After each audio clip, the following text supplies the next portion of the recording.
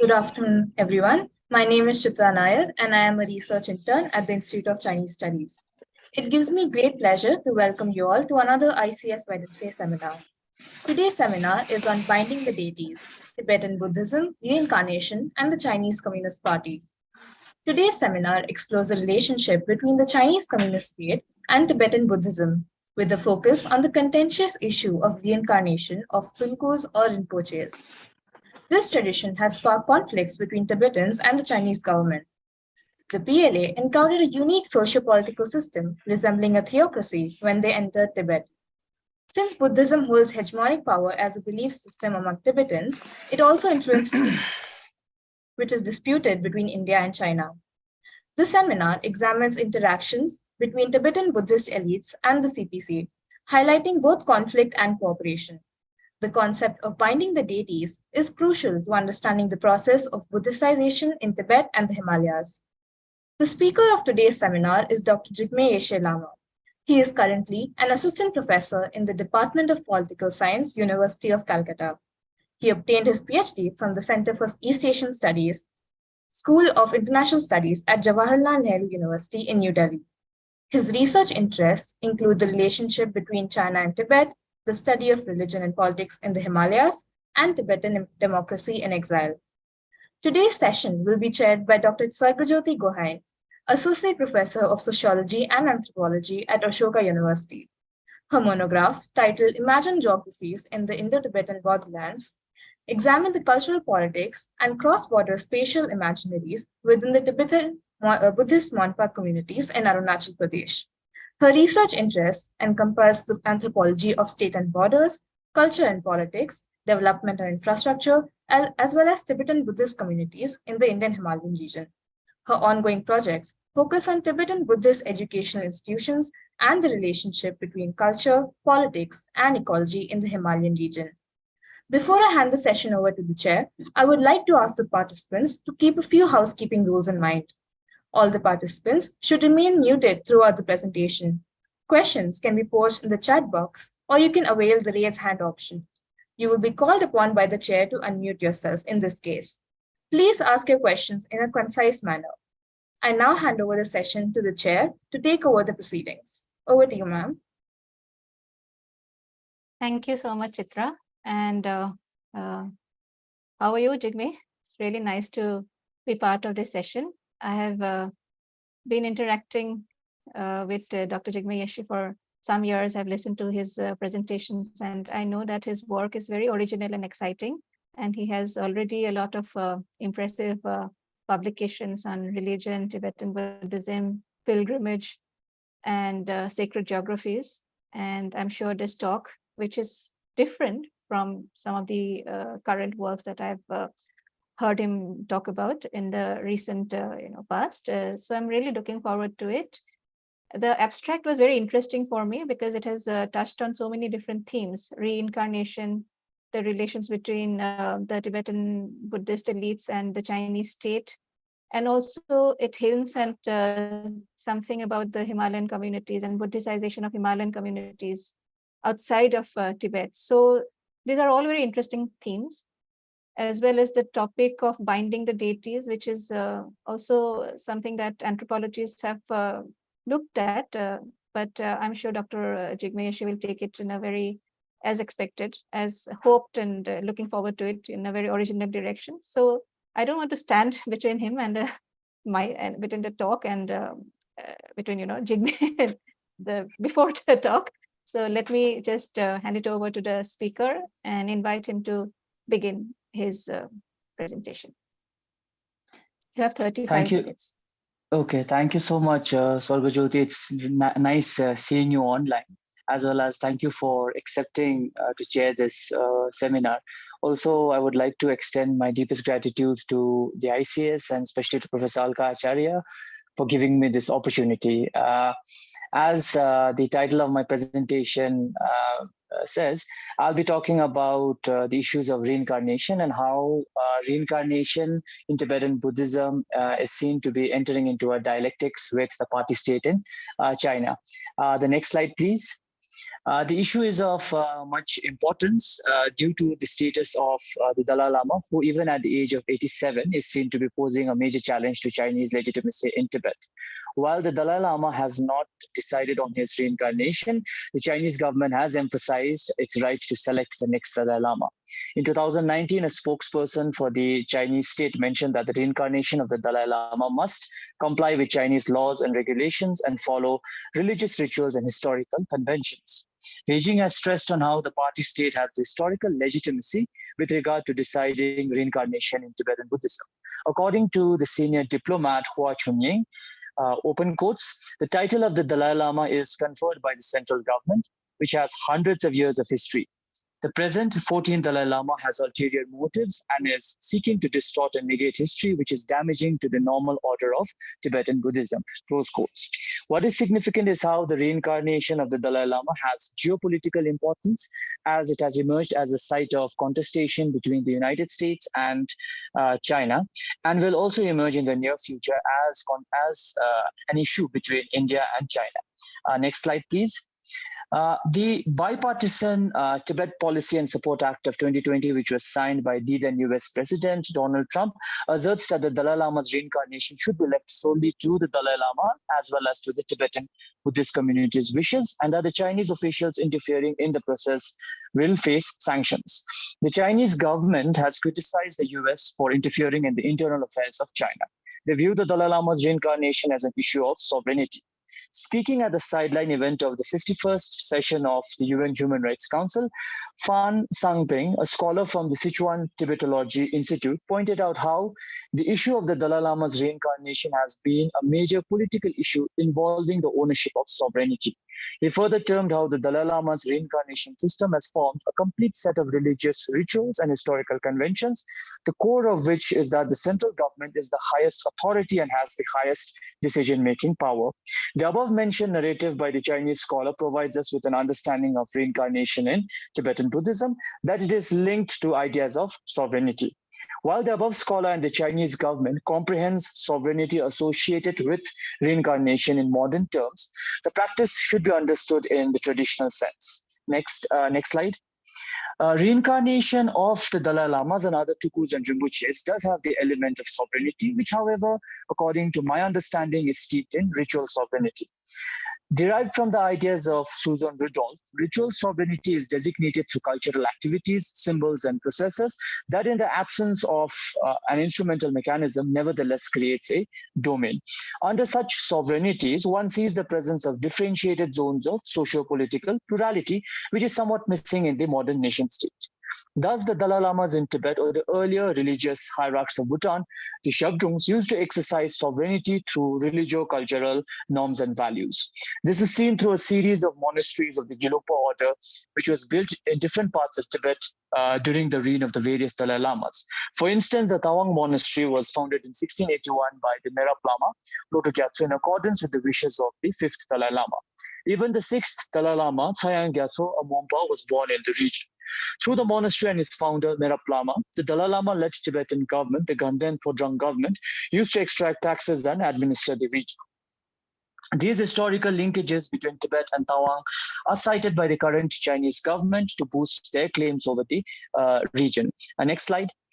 Another significant way through which the ritual sovereignties of the Dalai Lamas and other reincarnates were exercised was through extensive religious rituals and ceremonies, such as the Kala Chakra empowerment. Through such means, the reincarnates occupied the center of the mandala, which in turn represented the universe. Similar to the ideas of Clifford Geertz in Nagara, the theater state in 19th century Bali, the grand-scale Buddhist rituals in Tibet provided a degree of legitimacy. Rituals enacted by the Dalai Lamas or other hierarchs created a spectacle through which these elites enjoyed sovereignties. Unlike the unitary fixed sovereignty of the modern nation state, ritual sovereignties were fluid, graduated, and indirect. However, it should be noted that the traditional Tibetan state under the Dalai Lamas had the coercive apparatuses that is seen to be associated with all states, the army, a bureaucracy, as well as a functioning judicial system. Thus, in the 1950s, when the PLA entered Tibet, they encountered this unique form of sovereignty, which was much incomprehensible to the modern post-colonial Chinese state. Regarding encounters, it should be mentioned that the Chinese communists had actually met the Tibetan elites during their Long March of 1935-36. Next slide, please. The Red Army, in a bid to escape the military onslaught from Chiang Kai-shek's Kuomintang, turned north in Sichuan province. It led to the first encounter with the Tibetans, which actually did not go that well. While they faced sickness and starvation in the eastern Tibetan highlands, the Tibetans put up a fierce resistance. My late father, who was 9 years old, used to narrate how his uncles and other monks from his monastery, the Nyutu in Tau Kham, took up arms to fight against the Red Army. At present, this part of Tibet is in the Sichuan province. My father used to tell me how the Red Army had fired mortar shells on their monastery. For several days, along with other monks, women, and the elderly, he remained in hiding in a nearby town. Similarly, armed with their weapons, wearing amulets for protection against the bullets, local Tibetans in Ngaba, which is in present-day Sichuan province, fought on the home turf and scored some initial success, blocking the advance of the Red Army near the Tsengi monastery. Nearly half of the Chinese regiment of 1,300 soldiers perished, according to Wu Faxian's memoir. But reinforcements from the rear guard arrived within days, forcing the Tibetans to retreat. Now, two reasons can be cited for the resistance being offered by the Tibetans. First, they saw the Red Army and the communists as enemies of the Buddhist faith. And second, many of the Tibetan elites had a working relationship with the local Chinese warlords in Sichuan or in Qinghai who were opposed to the Red Army. The king of Ngaba maintained an alliance with Ma Pufang, a powerful Muslim warlord who controlled the Qinghai province. Similarly, the monastic head of my father's monastery in Tau was close to the Sichuanese warlord Liu Benhui. As a matter of fact, the head monk Tao Mao Chuang was elected to the National Assembly of the Republic of China under the Kuomintang in 1946-47. On the other hand, the communists received support from a few traditional elites in the Tibetan areas, primary among them being Geta Tuku of Beri Monastery in Kanzai, Eastern Tibet. Next slide. The reincarnate was the head of the monastery who in 1936 decided to work with the communists, although he had his monastery allied with the Kuomintang army in the early 1930s. The Tuku provided supplies to the Red Army and had long meetings with Marshal Tsuta, which is depicted in the image. After the victory of the communists and the establishment of the PRC, Geta Tuku was appointed a member of the Southwest Military and Administrative Committee and also the vice chairman of the provincial government of Kham, Sikang.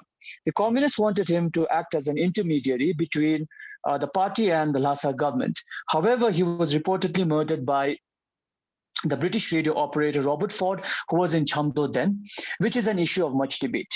According to the communists, Gedak Tuku's main objective of going to Lhasa and act as an intermediary between China and Tibet was a dangerous proposal for the imperialists that got him killed.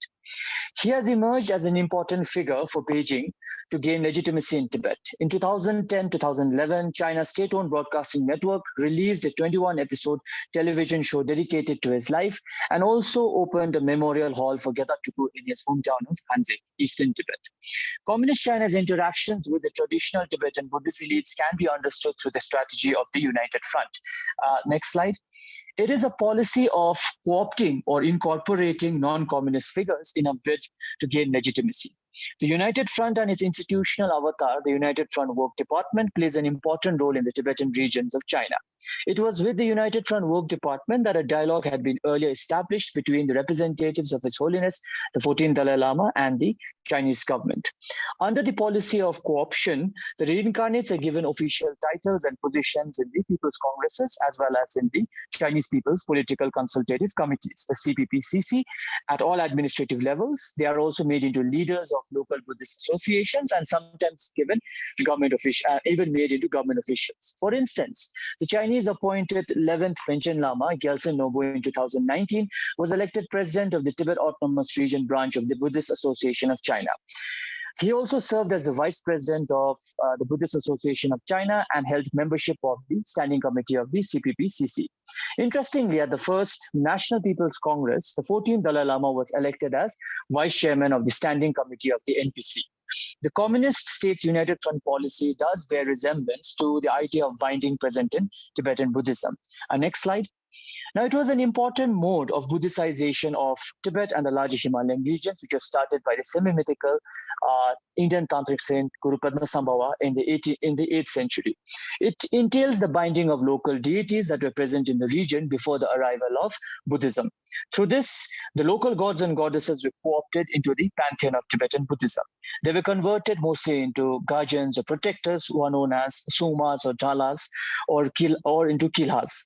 And they had to be propitiated, worshipped by the followers of Tibetan Buddhism. Most of them are place-based deities who have taken the form of mountains, lakes, or other natural features. They are, however, positioned at the lower rungs of the hierarchy, which is somewhat similar to the co-opted Buddhist elites in the party-state hierarchy of China. However, the binding of the local deities were an important way to gain legitimacy by Buddhism in Tibet and the Himalayan regions. While the binding in Tibetan Buddhism can be employed to understand the party-state's co-option of Tibetan Buddhist elites, it should be noted here that the modern nation-state is somewhat restricted in its capacity to incorporate. Hence, the party-state in China, which is a post-colonial nation-state with its ideology steeped in notions of modern sovereignty, curbs alternative modes of sovereignties, including the ones exercised by the Tibetan Buddhist elite. Under the process of binding as seen in Tibetan Buddhism, the co-opted deities are provided more space and a greater degree of agency. In fact, it can be stated that Tibetan Buddhism took its form through its interactions with the local belief systems in Tibet and the Himalayas. A form of shared sovereignty can be dubbed as being present in the dialectics between Buddhism and the local belief system. Next slide, please. The idea of a galactic polity, as enunciated by Stanley Tambia, is one of the ways of understanding this relationship. In the context of Tibetan Buddhist hegemony, while the Buddhist deities occupy the center of the mandala, the indigenous protected deities are at the peripheries. Following the logic of Tambia and the galactic polity, the peripheries exercise a degree of agency. She writes how a devolution of graduated power on a scale of decreasing autonomies took place when one moved away from the center. The local deities who were bound to an oath by Buddhism do exercise autonomy and in many cases independence. Charles Ramble and other anthropologists have written about how a number of autochthonous gods could not be bound under oath, many of whom were escaped the Buddhist saints, and hence they are still worshipped through animal sacrifices.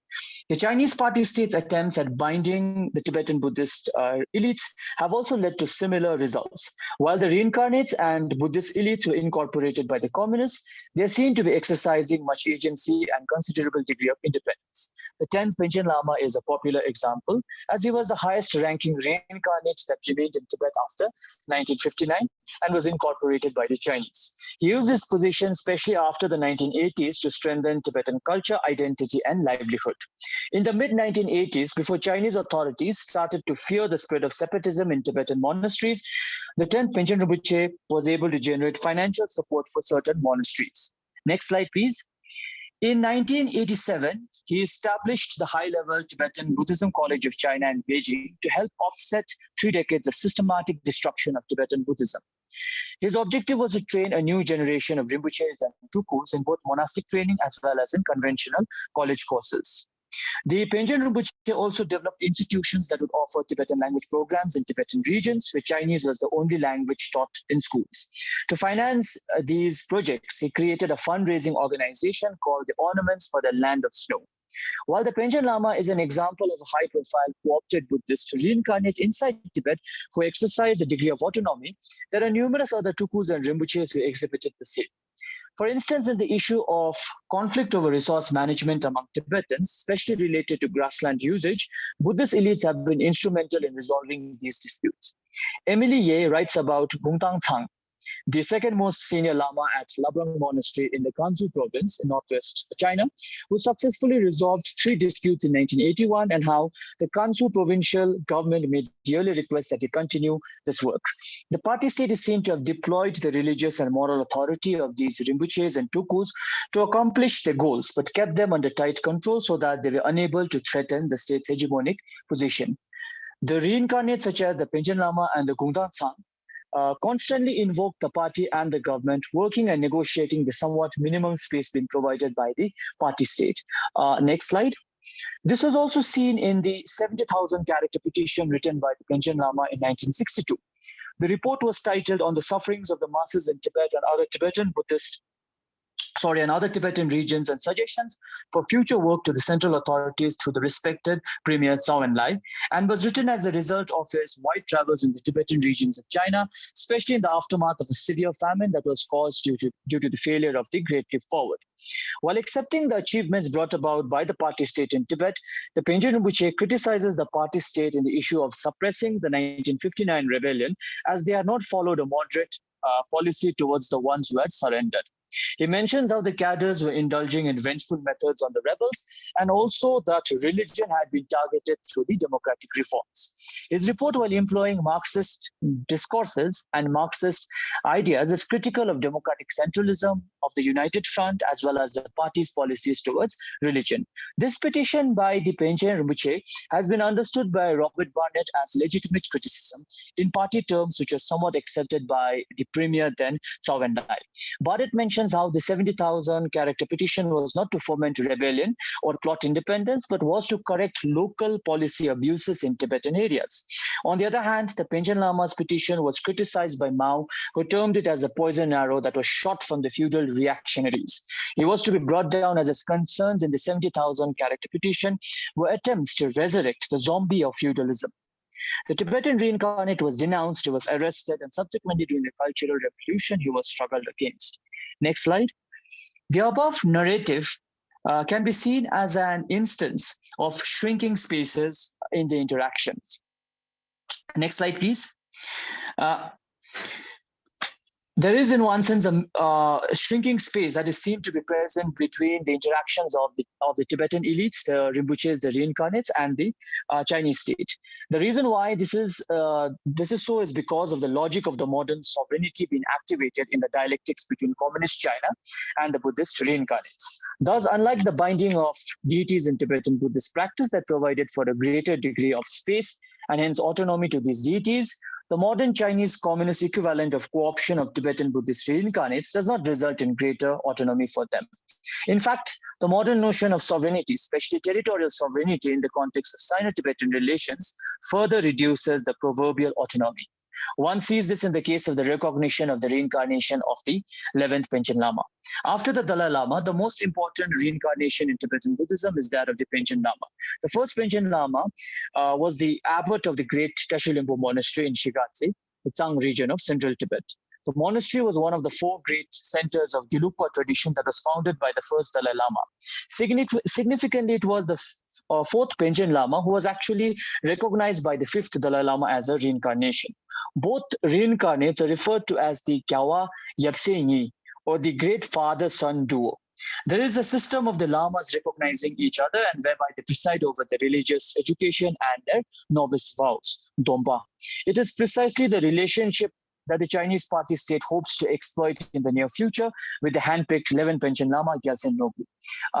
Next slide, please. The next slide. A few of the Penchen reincarnates had also exercised considerable diplomatic power and influence. This was seen with the sixth Penchen Lama, who mediated for peace between the British East India Company and Bhutan in 1770s. He was also invited and given great respect by the Qing Emperor Qianlong, and according to numerous accounts, he was actually made to sit on a similar level as the emperor. During his interactions with the emperor, the Penchen Lama asked Qianlong to write to the governor of Hindustan, Warren Hastings. Also from the 18th century, the Penchen Lama enjoyed a great deal of independence from Lhasa, and his court at Tashi-Limbo ruled over vast tracts of western Tibet. In 1923, the 9th Penchen Lama fled into the arms of the Chinese due to a rise in tensions between Lhasa and Tashi-Limbo. The Penchen Lama's court had refused to pay taxes to Lhasa, resources that the Dalai Lama's government wanted to use to strengthen its independence from China. Hence, it is from this period onwards that the reincarnation of the Penchen Rinpoche emerged as a contentious issue between the Tibetans and the Chinese. The 9th Penchen Lama died in exile, and his reincarnation was born in 1938 in Amdo, northwestern Tibet, but had not been recognized and accepted by the Lhasa government. He was first patronized by the nationalists and then by the communists. Next slide. Much of this is evident through the communists bringing forth the issue of the Panchen Lama in the 17-point agreement that was signed between Beijing and the local government of Tibet. We need to understand that the 17-point agreement is the only agreement that the Chinese Communist Party has signed with one of its so-called national minorities, which also shows the special status of Tibet. Two articles, Articles 5 and 6, are related to the status, functions, and powers of the Panchen Rinpoche. The Tibetan delegation was critical of this inclusion as they termed the Panchen Rinpoche's issue to be an internal issue of the Tibetans, with the chief negotiator, Ngabeng Awang Jigme, arguing that he did not have the authority to deal with such matters. Subsequently, the Lhasa government under the Dalai Lama accepted the 10th Panchen Lama. According to the historian Sam Van Schaik, Mao hoped that the Panchen Lama would counterbalance the continuing hostility of what he called as the Dalai clique. Also, the role of the Lama's Labrang, his officials, his attendants, as well as the secretaries is important. And in many cases, they are responsible for accelerating problems as well as divisions. The Labrang are the true power holders with their own vested interests. Hence, in the 1950s, when the Dalai Lama and the Panchen Lama visited Beijing, the latter's entourage expected both Lamas to be accorded the same status. They were much dismayed that Mao had instructed everyone that the Dalai Lama was to be treated as the senior of the two Lamas. The Tibetan reincarnates who visited China in the 1950s were floored by the charm offensive of the Chinese communists, especially by Mao Zedong, which is mentioned in His Holiness's autobiography also. This was the high point of the united front towards the Tibetan Buddhist elites. As a result, on his return journey through Kham Eastern Tibet, the Dalai Lama told the Tibetans that the Chinese had come to help them and that they must accept the need for reform. Other leading Tibetan Lamas traveling back from Beijing, such as the Karmapa, also spoke to the Khampas of the material advances of China and the need for friendly relationship with the Chinese. Next slide. Similarly to the ideas of binding the deities, the Chinese party state's co-option of Tibetan Buddhist reincarnates created a space for them, which eventually clashed with the modern nation-state sovereignty that formed the principles for the foundation of the PRC. The modern Chinese communists had divided Tibet, whereby central Tibet, Yuzhang, would come under the 17-point agreement, and thus reforms would be delayed. On the other hand, eastern and northeastern Tibet, Kham and Amdo, were subjected to radical changes from 1953 onwards, with democratic reforms being introduced. Under this, the eastern Tibetan regions faced land reforms, collectivization of agriculture, and also class struggles. Nyarong Ate, a former chieftain of the region, writes how these policies were used by the Chinese to eradicate the entire traditional system, customs, and religion, and to replace it with sterile communes rigidly controlled by hand-picked party men. However, he mentions how these hand-picked Tibetans, despite their proletarian backgrounds, refused to cooperate with the Chinese. Under the democratic reforms, the Buddhist reincarnates were denounced and made to undergo struggle sessions. From 1956, local armed uprisings started in these regions, which in many cases were centered around the local monasteries. These revolts were a serious threat to Chinese legitimacy in Kham and Amdo. Thus, in response, the Chinese state launched military campaigns against the Tibetans. The Chinese state seems to have carried forward a modernist logic while dealing with the region, comprehending these regions. Kham and Amdo has been part of the different provinces of China. Next slide. Here, the party state failed to take into consideration the lived experiences and the value system of the Khampas and the Amdoas of the Eastern Tibetans as being the same as that of Tibetans in central Tibet. While in terms of the modern nation state, Kham and Amdo were not under the jurisdiction of the Lhasa government, the Dalai Lama, who was the head of the traditional government, did exercise considerable degree of ritual sovereignties in these regions. In fact, the current 14th Dalai Lama was born in Taksar, Amdo, in northeastern Tibet, which is currently in Qinghai or in Kansu. Even the 1959 uprising in Lhasa and the subsequent flight of the Dalai Lama can be traced to the party state's failure in understanding the logic of the ritual sovereignties. The uprisings against the Chinese was partly caused due to the rising discontent among Tibetans in central Tibet and was also caused by the influx of refugees from eastern Tibet. For these refugees, Lhasa and the Dalai Lama symbolized protection, which they sought. Plus, the numerous monasteries in Lhasa and nearby areas had plenty of monks from Kham and Yuzhang, who were the organic linkages in the ritual sovereignties exercised by the Dalai Lama-led Lhasa government. Next slide, please.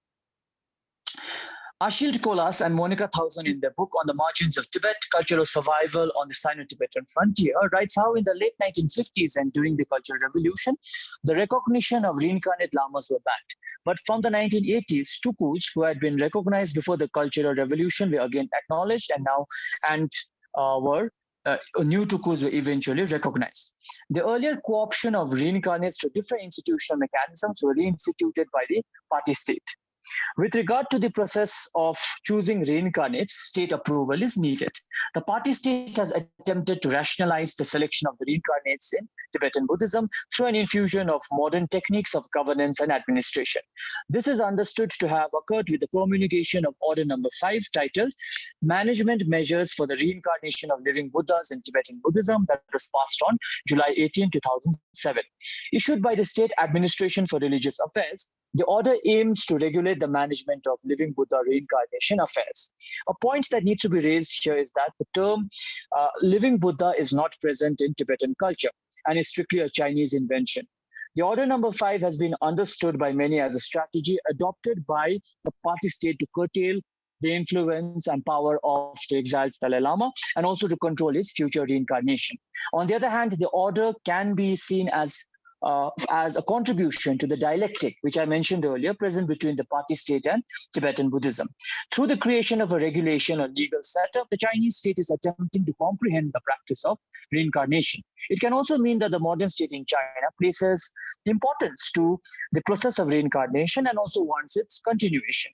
Also, the adoption of a legal discourse stemmed in values of the modern is a way of getting the traditional Buddhist reincarnates to adopt the same. Hence, the Order Number 5 is in a way, attempts to generate legitimacy for the Chinese Communist Party, as those rinpoches and tulkus recognized after following Order Number 5 are indirectly accepting this particular process. Next slide, please. Order Number 5 is a way for the party state to incorporate reincarnation into modern communist governance. It is a part of the larger project of state building initiated by the PRC in Tibet, the peripheries of the Chinese nation state that are yet to be incorporated. The party state has also brought reincarnation into the realm of digital governance, as understood through the creation of a reincarnation database. Published in 2016, the online database has officially sanctioned 870 living Buddhas that includes the Lama's name, photo, monastic titles, date of birth, certification, and resident monastery. These measures of the party state are a mode of bringing standardization in Tibetan Buddhism, which also increases the pervasiveness of the modern state. The 21st century modern nation state is the most pervasive institution in human history. Through different modes, it has emerged as an absolute totalizing entity creeping into the everyday lives of its population. The Order Number 5 and the creation of the online database for reincarnates in Tibetan Buddhism can be understood as the modern nation state's attempts at pervading into the matters of the human soul.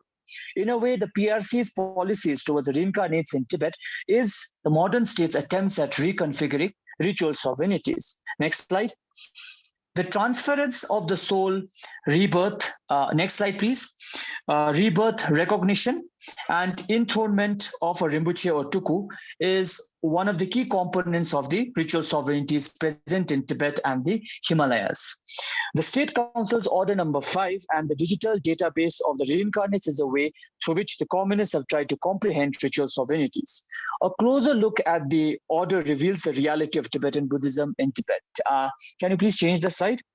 Whereby it can be stated that the party state had passed the regulation due to the presence of numerous reincarnates inside Tibet.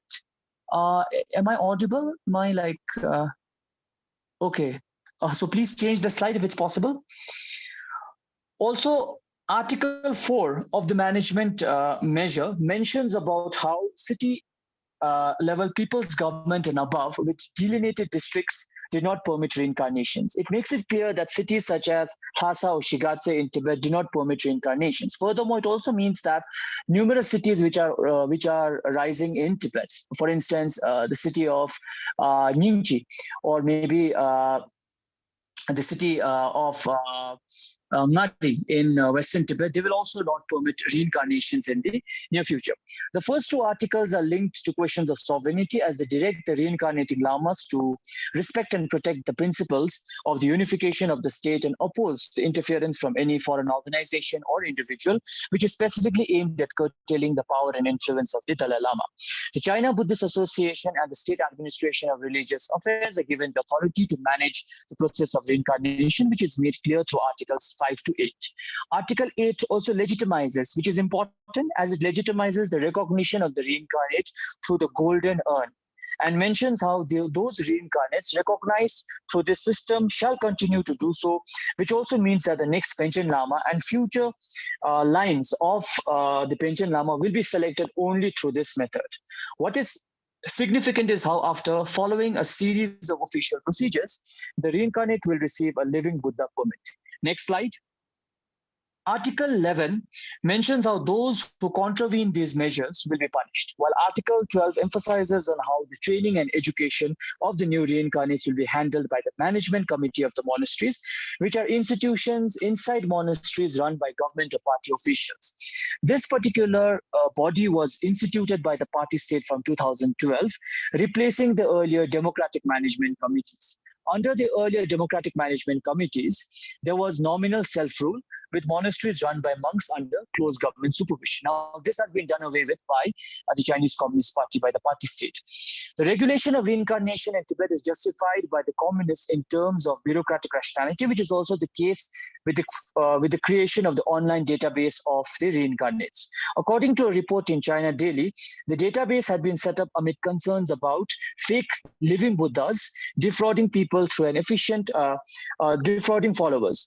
Bureaucratic logic of aiding the people through an efficient and transparent delivery of services is present in the party state's policies towards regulating Tibetan Buddhist reincarnates. In recent years, meetings have also been held inside Tibet where monks are required to study these policies and promise their support. Next slide. For instance, in 2019, some 100 Tibetan monks attended a training session of reincarnation in Lhasa, which is organized by the Institute of Socialism in Tibet, the Tibet Buddhist Association, and regional authorities in charge of religious affairs. The trainees came from the three great monasteries of Sera, Kandan, and Drepung, and the meeting lasted for nearly 7 to 10 days. In 2021, such meetings were organized to encompass even laypersons. This was seen in Sok township in Tibet Autonomous Region, where along with the clergy, even village officials and school teachers had to attend the meetings, as we see in the picture, the image. The above narratives reflect the notion of how the party state's policies of incorporating the Tibetan Buddhist reincarnates in the past have not achieved the desired results. And thus there is a need for molding the reincarnates in terms of the modern party state's narrative, which is seen in the form of Order Number 5 or the selection of the 11th Panchen Lama through the Golden Urn. In a way, the Golden Urn is the easiest mode of selecting reincarnations in Tibetan Buddhism for the modern Chinese state, as the process can be well supervised by the bureaucracy. Plus, it is of Chinese in origin as it was invented by the Changlong Emperor. However, there are several senior Buddhist reincarnates co-opted by China. Prominent among them are Thapala Gelek Namgyal, the one with the dark glasses, the 7th Drukang Rinpoche of Nakchu, the Tsemoling Tenzin Rinpoche of Lhasa, the gentleman in the image which is down below, as well as, more importantly, the Samding Dorje Pakmo, the female reincarnate, the lady with the glasses. They have remained steadfast in their support of the party and have often criticized the Dalai Lama. In the near future, these reincarnates will play an active role in the recognition of the next Dalai Lama. Next slide. On the other hand, even though there is a shrinking of space in the interactions between the party state and Tibetan Buddhist elites, there is no doubt that there is the presence of negotiations between them. There is the presence of agency and creativity of individuals and communities as they find different ways to revitalize the traditions within the constraints of the state policy. Such spaces are difficult to comprehend for both the reincarnates as well as the party state. In recent years, with the ideology of nation-statism becoming more virulent in the PRC, the spaces of interactions with Buddhist elites, with Rinpoches and tulkus have contracted. Yes? Okay, under this, the party state has focused on the Sinicization of Tibetan Buddhism. In 2020, during an address in a two-day forum in Beijing on the future governance of Tibet, Xi Jinping asserted that Tibetan Buddhism needed to adapt to socialism and to Chinese conditions. He told the 7th Central Symposium on Tibet work on the need for Sinicization of Tibetan Buddhism. From these notions, it can also mean that the earlier policies of the party state regarding Tibetan Buddhism has been tested or it is seen to be failing. This is seen, next slide please. This is seen with Tibetans in Tibet showing the last slide, showing support to the exiled Dalai Lama, especially through sharing posts on social media platforms, displaying the devotion to the Tibetan Buddhist leader. Much of these are done in a creative manner that successfully bypasses the strict censorship of the Chinese state. The Dalai Lama's influence has not waned inside Tibet, which is also indicated through the example of how in 2010, Tukudawa, a reincarnate of the Shagrombo monastery in Navchu, had sought guidance from the Dalai Lama in selecting the reincarnation of the Rombo Choje, the monastery's head Lama. Tukudawa was sentenced to 7 years in prison, passing away in 2022. In conclusion, the party state's policies towards the Tibetan Buddhist reincarnates is shaped by the logic of nation-state sovereignty. While it does provide a space for negotiation due to the nature of ritual sovereignties embedded in Tibetan Buddhist reincarnates, this space is seen to be shrinking. Nonetheless, as understood through the role of the 11th Panchen Lama in Tibet, the modern Chinese state still needs to interact with Tibetan Buddhist reincarnates. Finally, Tibetan Buddhism and the ritual sovereignties it enjoys is seen to be having a transnational character, as vast sections of the Himalayas have devout followers of Tibetan Buddhism. Hence, the party state's future strategies regarding reincarnation and its responses will have major geopolitical repercussions. Thank you so much.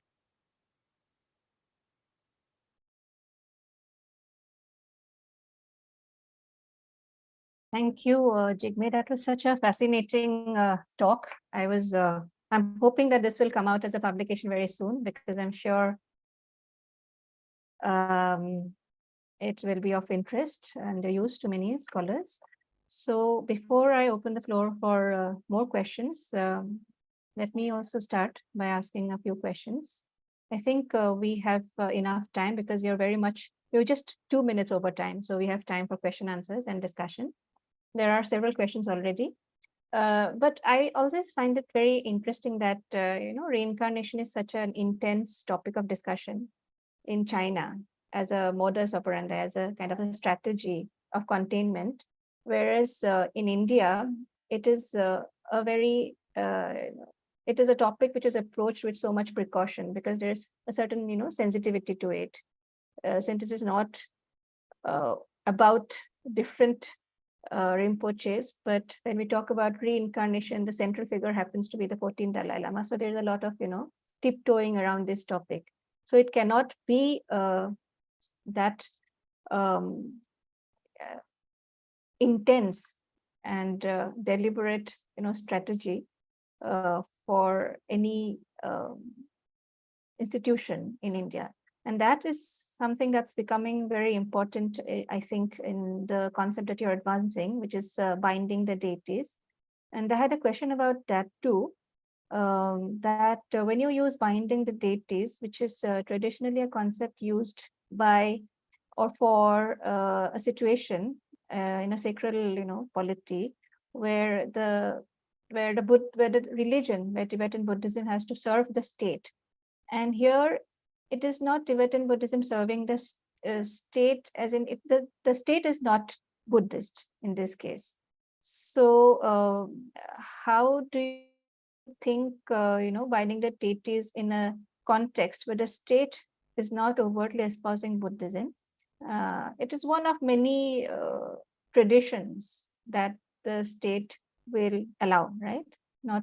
It's not the primary religion of the state. So how do you think this works out? How do you think you can extend the analogy of binding the deities in this case, when the state is not a Buddhist state?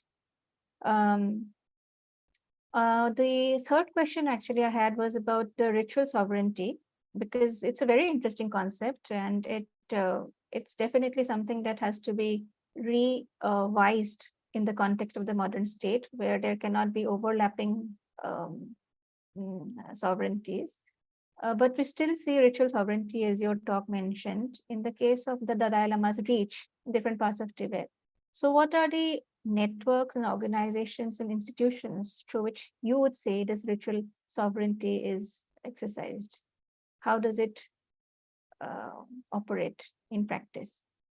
Right, when the monasteries can no longer be officially, at least, and no, there are different conflict. There's a conflict about who can manage the monasteries, the monastic networks.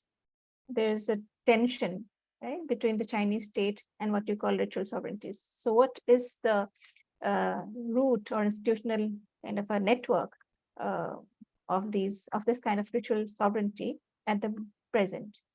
And if you could also, at some point, if you get time from the other questions that will come, if you can talk about how you think the approach of the different modern states compare, because we are talking about only the Chinese state here, but if you could also shed some light on how other modern states have also reacted or approached such ritual sovereignties. Tambaya's case is, of course, there, where it's talked about Thailand, and then Thailand is, of course, a Buddhist state. But then in other nation states, it could be India, it could be other Buddhist states, how do you think this can compare in terms of how modern states approach religious institutions like the Tibetan Buddhist monasteries and reincarnation? Once again, thank you for such a fascinating talk, and I'm hoping that this work will get published soon, because I'm definitely going to refer to it for my work too. And would you like to respond first, or then take questions? Whatever the organizers, thank you so much, Sarvajyoti. It depends on the organizers, like what format do they want? You could go ahead and answer the chair's questions, and then I can read out the questions from the chat box. Okay. Thank you. Thank you, Sarvajyoti, especially for those questions. It's something that I also need to look into. And plus, this is still a work in progress, although much of the ideas that I presented today was something that I worked on for my PhD.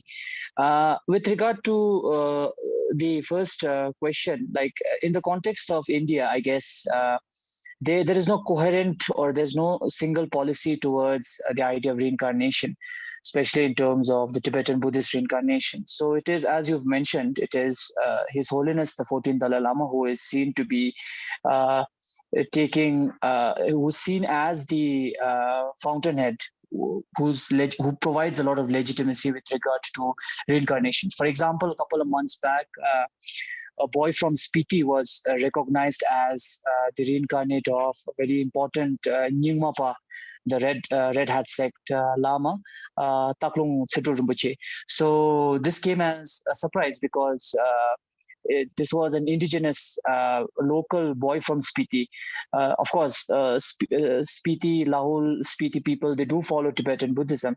But then the oldest school of Tibetan Buddhism, having one of the reincarnates being a boy from Spiti, came as a very welcome surprise. So in that way, and His Holiness also gave the legitimacy to the recognition of this particular boy. In that way, I guess in India, it's much more free, maybe. My point over here is, in China, what is happening is they are trying to control it further, because they understand Tibetan Buddhist reincarnation solely in terms of security and solely in terms of sovereignty. So for them, it is an issue of sovereignty. In that way, they are more prepared. That is what I feel. Because the Chinese, they have actually created certain institutions, certain systems of governance which are already activated whenever a Rinpoche passes away. But then the problem is reincarnation is such a fuzzy idea, and it's such a fuzzy practice that it is very difficult to control reincarnation. Now, with regard to the Chinese state not being a Buddhist state, that is absolutely true. It is an atheist state, even though it does respect, the constitution does emphasize on the idea that they respect all religions, including Buddhism and Taoism, Confucianism, Christianity, so on and so forth. But in this context, what my understanding is that the strategy of the United Front that was earlier much active, which is still present in the form of the United Front Work Department, tried to co-opt the Tibetan Buddhist elites. Over here, my analysis of binding the deities as a form of co-option, the incorporation of the local deities into the Tibetan Buddhist pantheon, which is very much similar to what the United Front policy is all about. So I try to draw kind of a correlation to that. But absolutely it's true that the Chinese state is not a Buddhist state. So in that way also it becomes, I guess, very much difficult for the Chinese state to comprehend, to interact with these Tibetan Buddhist elites. And therefore the space is seen to be shrinking. But the interesting thing over here, which a number of anthropologists, individuals like Emily Ye, Charlene Mackley, what they've done is that they've tried to study the degrees of this interaction and the degrees of the so-called space that has been provided, which we see and which I mentioned in the context of the Penjen Rinpoche. Now, the different institutional mechanisms through which maybe the Dalai Lama's ritual sovereignty is seen to be active inside Tibet, well, I guess it's more or less done in a very informal manner, because there cannot be a formal institution due to the control imposed by the Chinese government. So in that way, it is mostly done through the people's faith or through certain activities which are seen to be conducted, especially during the birthday of His Holiness, which is now approaching soon, July 6th. So we will, of course, see a lot of Tibetans in different parts of Tibet celebrating the birthday through their own unique manner, through their own unique ways. For instance, through burning of the juniper branches, to performing different kind of other activities. There is also this particular movement that has been that was started from after 2008, known as the Lakar, White Wednesday, because Wednesday was the day when His Holiness was born. So associated with that particular day, we have Tibetans inside Tibet purchasing items and purchasing goods and other stuff from Tibetan shops, trying to be vegetarian for that day, as well as performing other religious rituals, so on and so forth. But fixed formal institutions, I'm not much sure. I don't think so. There is any strong institutional network. It's mostly through the religious reincarnates who are still present inside Tibet, who in a very hush-hush manner, they try to follow whatever His Holiness, the teachings of His Holiness. So I guess that is seen to be happening. But then there's a lot of news and a lot of information that does trickle from inside Tibet regarding the support that is given to His Holiness from the lay people in Tibet, which again, it's again remarkable, because most of the larger section of the population in Tibet right now were born after the Cultural Revolution. They are also seen to be very much supportive of His Holiness, the 14th Dalai Lama.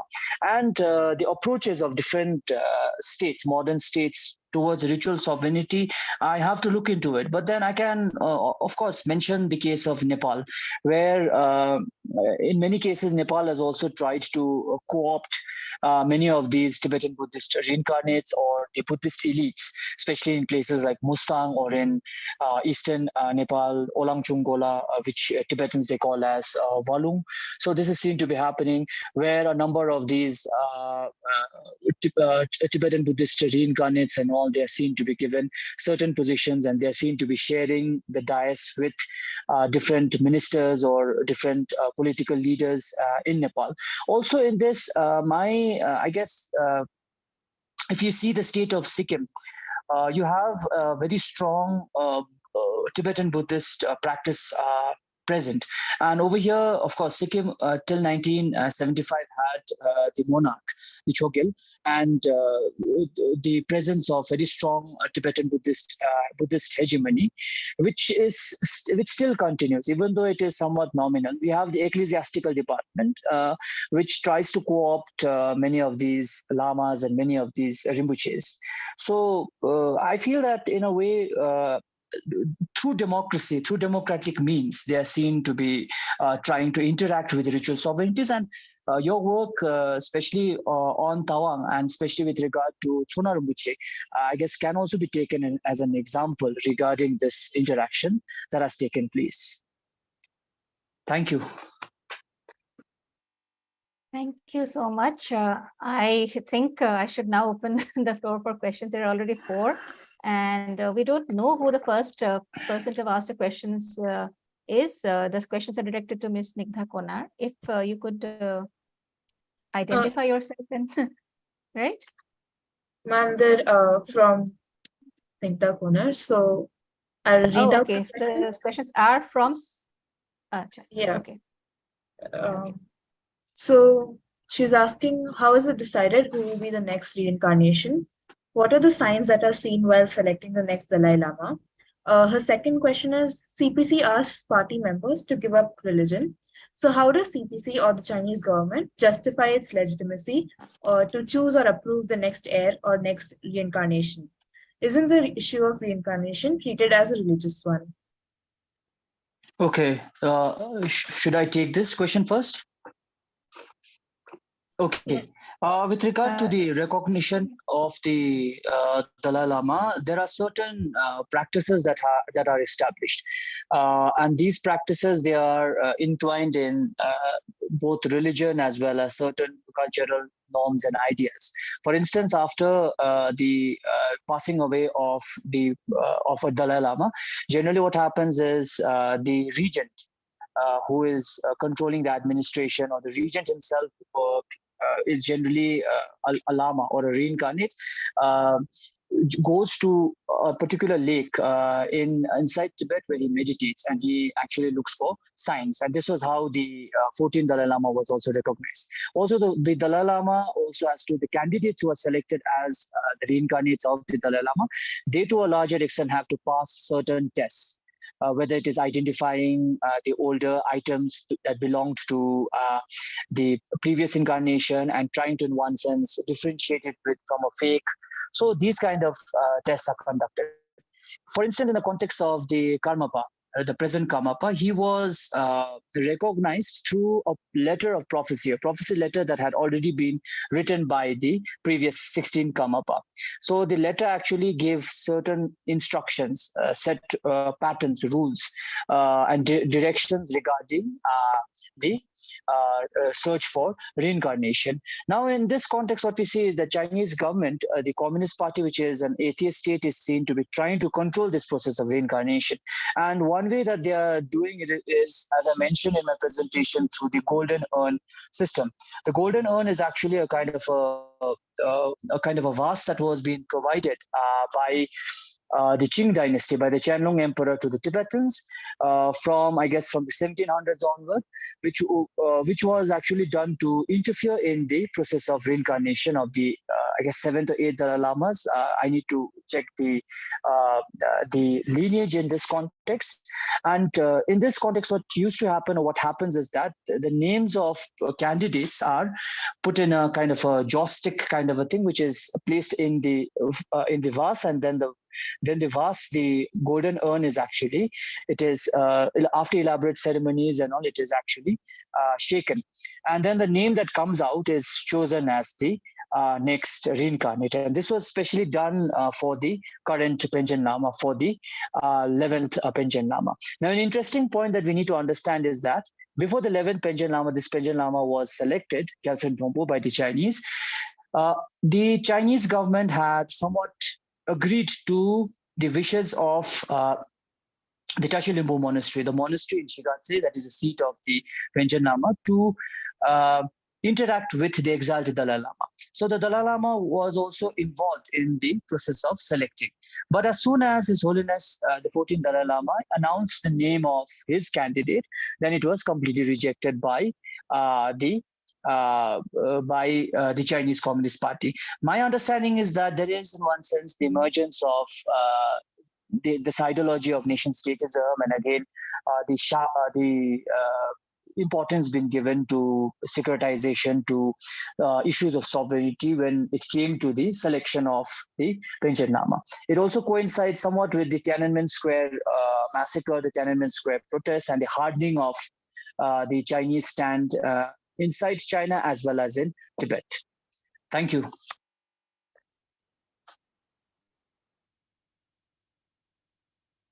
Okay. Should I go ahead with the second question? Yeah.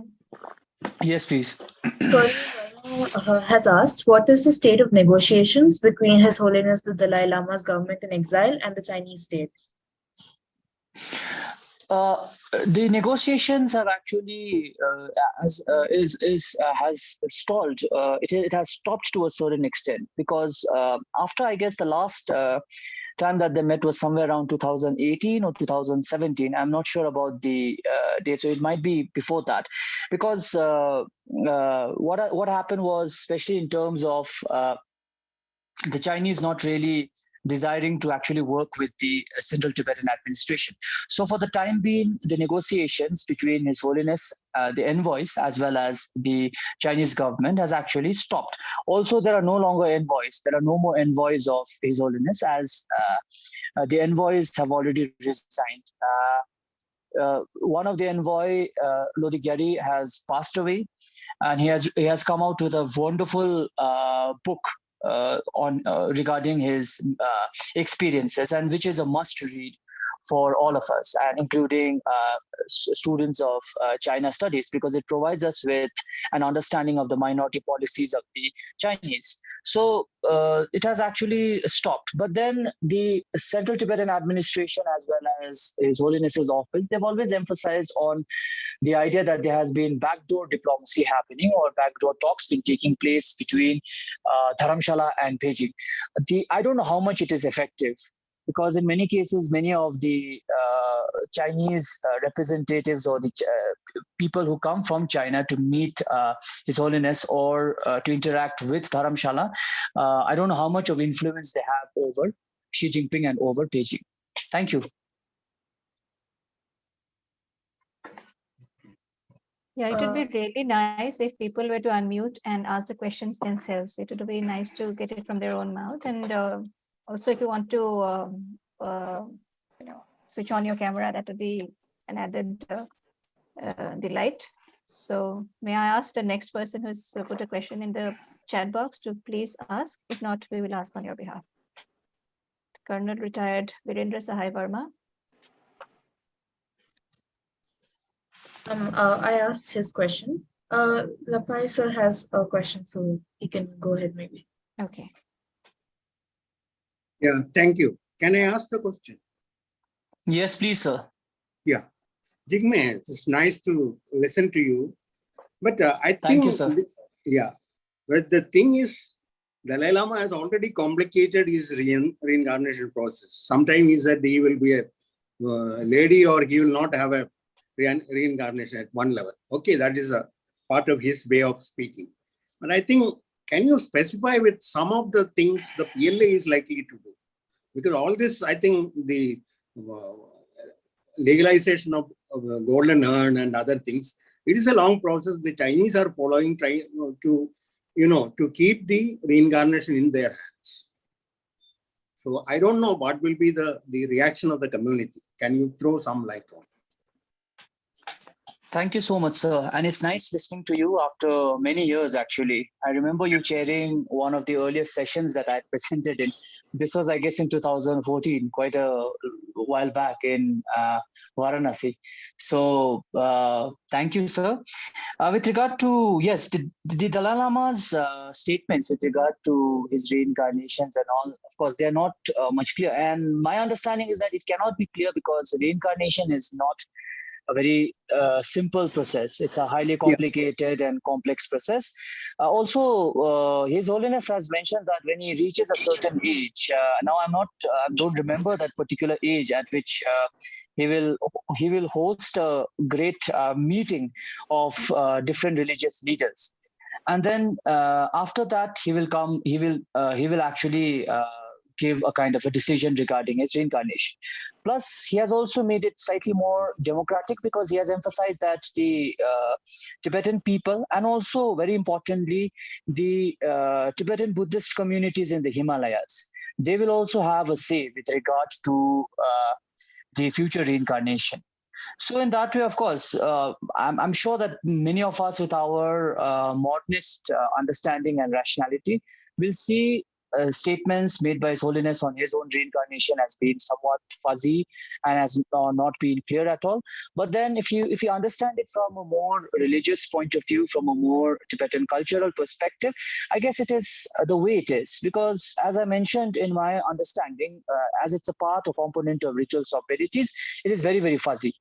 And it cannot be a very straightforward answer with regard to reincarnation. But I'm sure after the age that he has mentioned and after the meeting is held, then the next step regarding reincarnation will be much clear. But yes, as you've mentioned, sir, the Chinese are already prepared, whether it is the legalization and institutionalization of the golden urn, the order number 5, the so-called digital list, the database of the reincarnates. All of those have already been made ready by the Chinese Communist Party.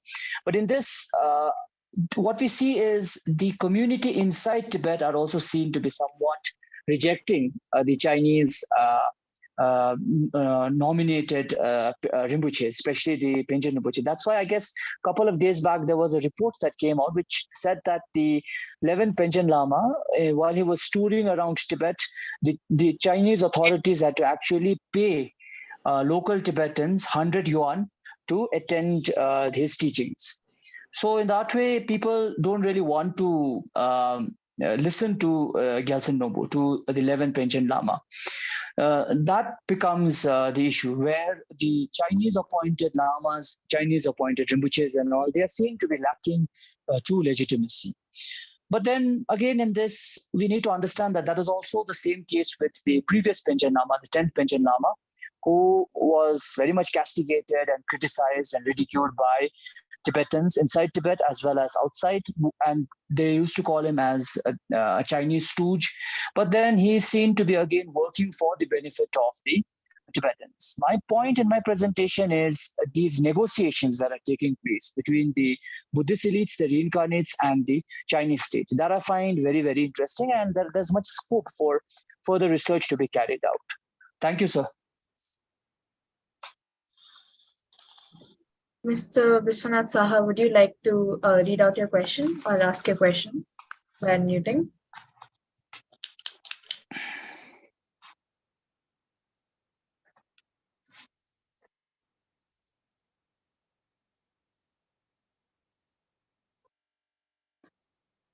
Okay. Why don't you ask this question, Chitra? Next in line is Mutasif Hussain. So if you could please, after this, ask your question or drop us a message if you do not want to ask the question and want us, Chitra, to ask on your behalf. Yeah. I'll unmute you, Mr. Viswanath, just 1 minute. Yes.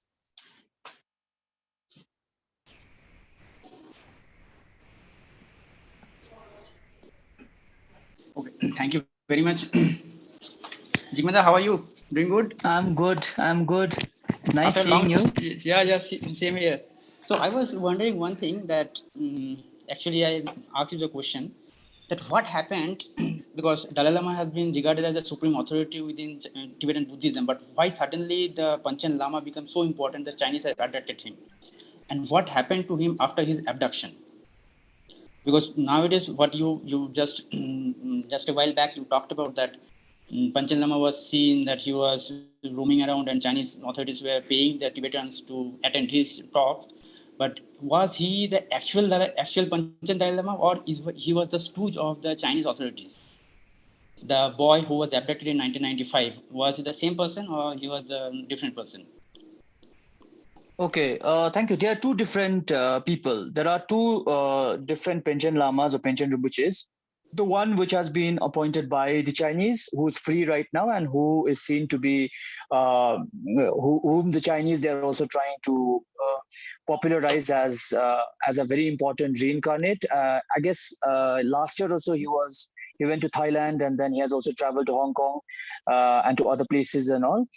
So the Chinese, they want him to be the face of Tibetan Buddhism.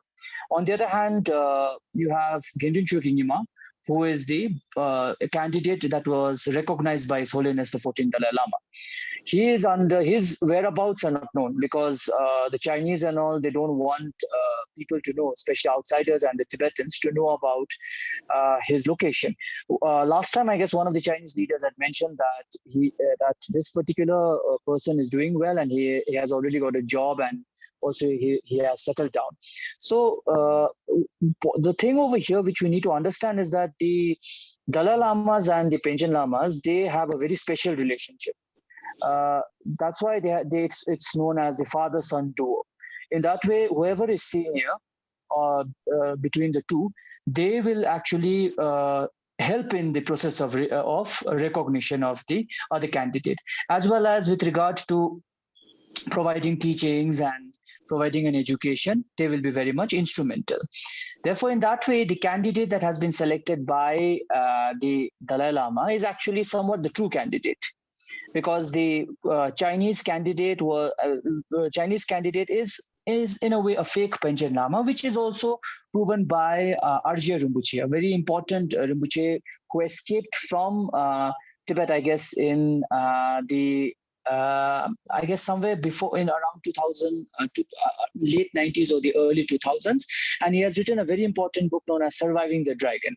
So he was there when the selection of the 11th Panchen Lama was done by the Chinese government in the Chokhang temple in Lhasa. So he mentions about how one of the name of the candidate selected by the Chinese, the stick in which his name was kept was longer than the other names. So in that way, as I was mentioning in my presentation, the golden urn system is actually the easiest way for the Chinese government to subvert the whole process of reincarnation. So in that way, it becomes important. Now, with regard to the next point that you have raised, Dalai Lama as a supreme authority, it is yes as well as no. The reason why the Dalai Lama right now, the 14th Dalai Lama, is considered to be the supreme authority is because he is seen to be the most popular among all the Dalai Lamas. Of course, we have the 5th Dalai Lama, who was also very popular, and the 13th Dalai Lama. But the present Dalai Lama is highly popular. He enjoys a great deal of legitimacy. More importantly, he has also taken teachings from all the different schools of Tibetan Buddhism, which also makes it very, very important in that way, in that understanding. In that way, that's why in that way, he is able to recognize the Rinpoche that was born in Spiti, of the Nyingma school. And as you know, Vishwanath, you are in Sikkim. So Sikkim has a very strong Kyrgyz as well as very strong Nyingma population. For instance, the Karmapa, the 17th Karmapa, was also somewhat recognized by His Holiness. His Holiness, the 14th Dalai Lama, also gave his assent to it. But then His Holiness, the 14th Dalai Lama, belongs to the Gelug school. He belongs to the Yellow Hat school. So in that way, he is, in one sense, one of the important figures in the Gelug school. Also, you cannot say that he is the leader of the Gelug school, because the highest position of the Gelug school is the Ganden Chupa, the holder of the Ganden throne of the Ganden monastery.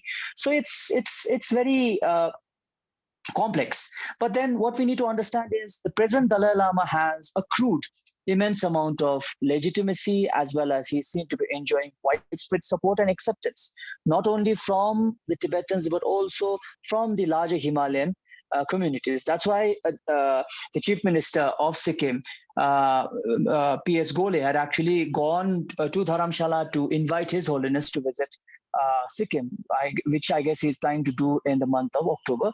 And now I guess in July, His Holiness will be traveling to Ladakh. So that's how I see things. Thank you, Vishwanath. Thank you. Thank you. I think, Jigme, the Yes, tradition also says that the new boy or the new Dalai Lama will be taught by the Panchen Lama and one more Lama. So I think both these Lamas are at present in the Chinese. I think that may create a problem. You think, will it be a religious problem ultimately? Yes, sir. But I guess in the near future, I'm sure there will be 2 Dalai Lamas. If this situation doesn't resolve, there's no resolution of the issue between the exiled Tibetans, especially the Dalai Lama, and the Chinese government. I'm sure in the near future, there will be 2 Dalai Lamas. So in that way, the Chinese appointed Dalai Lama will be guided by the Penchen Rinpoche, by the Penchen Lama, and also many of the Rinpoches and the reincarnates, which I had mentioned. We have Tsemoling Rinpoche, you have like very famous Papala Gelek Namgel. So they will, in one sense, provide even the rating Rinpoche. The rating Rinpoche is very important because the previous rating Rinpoche had actually recognized the 14th Dalai Lama. So I think he was also one of the guru. Yes, sir. He was one of the gurus. But then the present 14 Dalai Lama's main gurus were Trijang Rinpoche and Ling Rinpoche. And their reincarnations are in India right now, especially of Ling Rinpoche. Is there in India. Okay, thank you. Thank you, sir. The next question is by Mr. Hussain. He asked if you could elaborate on ritual sovereignty in the context of the Tibetan freedom movement for a Tibetan state. I guess with regard to the Tibetan freedom movement and the Tibetan state, ritual sovereignty over here would mean the role, the status of His Holiness, the Dalai Lama, as well as the importance that Tibetan Buddhism plays. So in that way, it does play a very important role because much of the Tibetan freedom movement is guided as well as influenced by the teachings and by the direction being provided by His Holiness, the 14th Dalai Lama. So in that way, ritual sovereignty does play a very important role. But then also we can understand this in a slightly different way, where you have the Tibetan freedom movement emphasizing for a free Tibet, which is a Tibetan nation. So the nation that I guess most of the proponents and the supporters of Tibetan independence, they are talking about, is a nation that falls in line according to the modern nation state, that is similar to a modern nation state, which in that way again might be not really closer to the idea of ritual sovereignty. Of course, in the context of the exile politics as well as the Tibetan movement in exile, there have been an increase in the number of voices where there's a demand for reducing the influence of religion, reducing the influence of Tibetan Buddhism, so on and so forth. So it might in one sense contradict in the near future, but my understanding is that it is a part of the larger Tibetan freedom movement. I hope I was able to just do justice to the question that you asked. Thank you.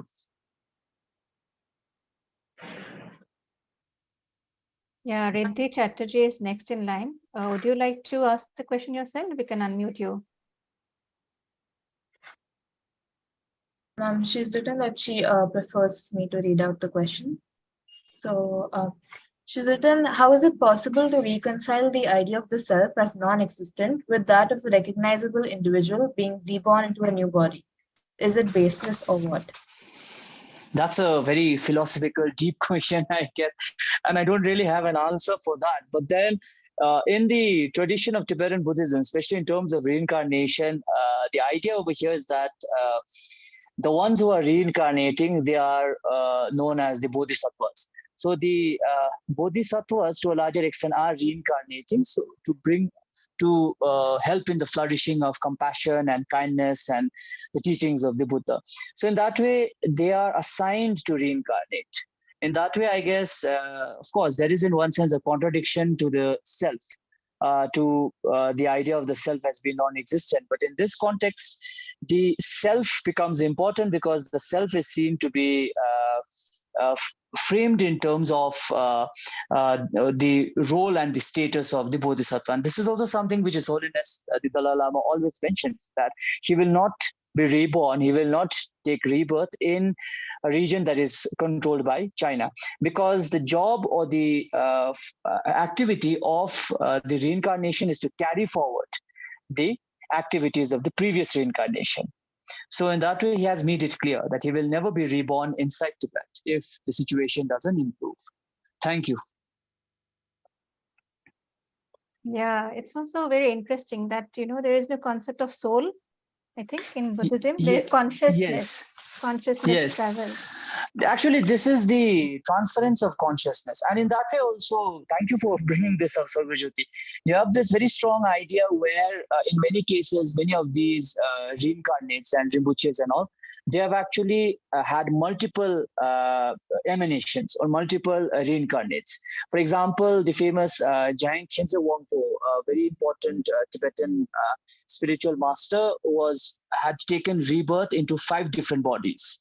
So you have the very famous Giant Khyentse Chogyalodro, then you have Dingo Khyentse Rinpoche, then you have Beru Khyentse Rinpoche, and others. So in that way, you have 5 important lamas who trace their lineage to one single reincarnation. So that is also seen to have happened.